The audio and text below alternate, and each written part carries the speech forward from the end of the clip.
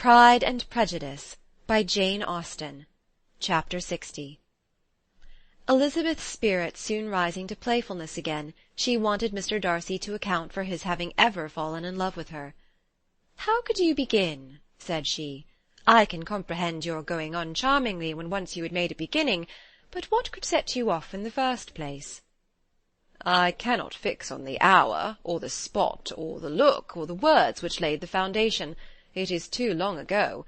I was in the middle before I knew that I had begun." "My beauty you had early withstood, and as for my manners, my behaviour to you was at least always bordering on the uncivil, and I never spoke to you without rather wishing to give you pain than not. Now be sincere. Did you admire me for my impertinence?" "For the liveliness of your mind, I did." "You may as well call it impertinence at once. It was very little less.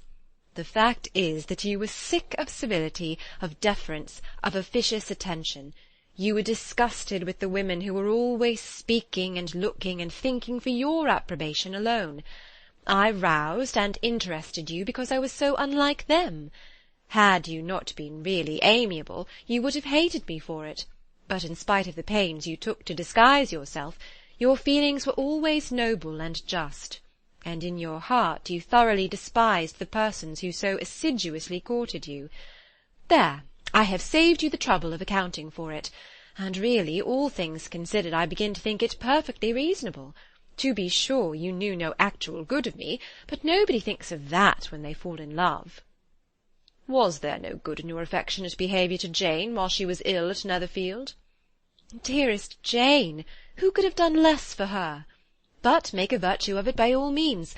My good qualities are under your protection, and you are to exaggerate them as much as possible, and in return it belongs to me to find occasions for teasing and quarrelling with you as often as may be, and I shall begin directly by asking you what made you so unwilling to come to the point at last.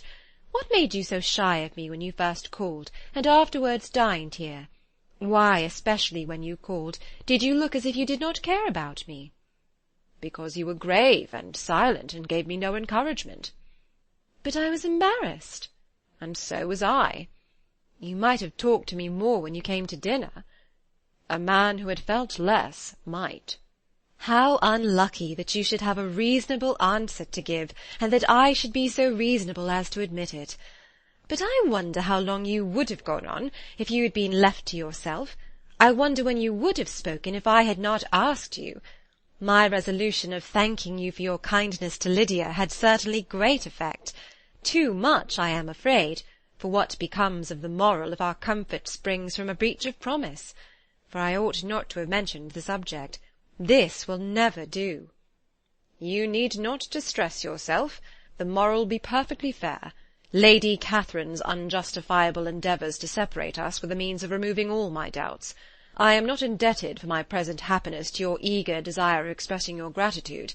I was not in a humour to wait for any opening of yours. My aunt's intelligence had given me hope, and I was determined at once to know everything." "Lady Catherine has been of infinite use, which ought to make her happy, for she loves to be of use. But tell me, what did you come down to Netherfield for? Was it merely to ride to Longbourn and be embarrassed, or had you intended any more serious consequence?" "My real purpose was to see you, and to judge, if I could, whether I might ever hope to make you love me. My avowed one, or what I vowed to myself, was to see whether your sister was still partial to Bingley, and if she were, to make the confession to him which I have since made." "Shall you ever have courage to announce to Lady Catherine what is to befall her?" "I am more likely to want more time than courage, Elizabeth, but it ought to be done, and if you will give me a sheet of paper, it shall be done directly." "And if I had not a letter to write myself, I might sit by you and admire the evenness of your writing, as another young lady once did. But I have an aunt, too, who must not be longer neglected." From an unwillingness to confess how much her intimacy with Mr. Darcy had been overrated, Elizabeth had never yet answered Mrs. Gardiner's long letter. But now, having that to communicate which she knew would be most welcome, she was almost ashamed to find that her uncle and aunt had already lost 3 days of happiness, and immediately wrote as follows: I would have thanked you before, my dear aunt, as I ought to have done, for your long, kind, satisfactory detail of particulars, but to say the truth, I was too cross to write. You supposed more than really existed.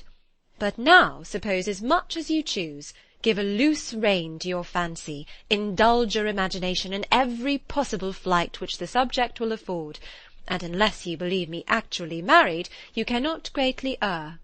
You must write again very soon, and praise him a great deal more than you did in your last. I thank you again and again for not going to the lakes. How could I be so silly as to wish it? Your idea of the ponies is delightful. We will go round the park every day. I am the happiest creature in the world. Perhaps other people have said so before, but not one with such justice. I am happier even than Jane. She only smiles. I laugh. Mr. Darcy sends you all the love in the world that he can spare from me. You are all to come to Pemberley at Christmas. Yours, etc. Mr. Darcy's letter to Lady Catherine was in a different style, and still different from either was what Mr. Bennet sent to Mr. Collins, in reply to his last. Dear Sir, I must trouble you once more for congratulations. Elizabeth will soon be the wife of Mr. Darcy. Console Lady Catherine as well as you can. But if I were you, I would stand by the nephew. He has more to give. Yours sincerely, etc. Miss Bingley's congratulations to her brother on his approaching marriage were all that was affectionate and insincere. She wrote even to Jane on the occasion, to express her delight, and repeat all her former professions of regard. Jane was not deceived, but she was affected, and though feeling no reliance on her, could not help writing her a much kinder answer than she knew was deserved. The joy which Miss Darcy expressed on receiving similar information was as sincere as her brother's in sending it. 4 sides of paper were insufficient to contain all her delight, and all her earnest desire of being loved by her sister.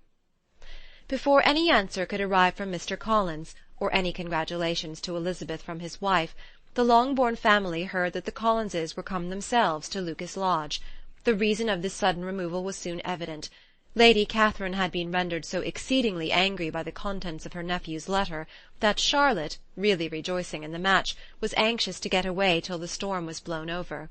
At such a moment the arrival of her friend was a sincere pleasure to Elizabeth, though in the course of their meeting she must sometimes think the pleasure dearly bought, when she saw Mr. Darcy exposed to all the parading and obsequious civility of her husband. He bore it, however, with admirable calmness.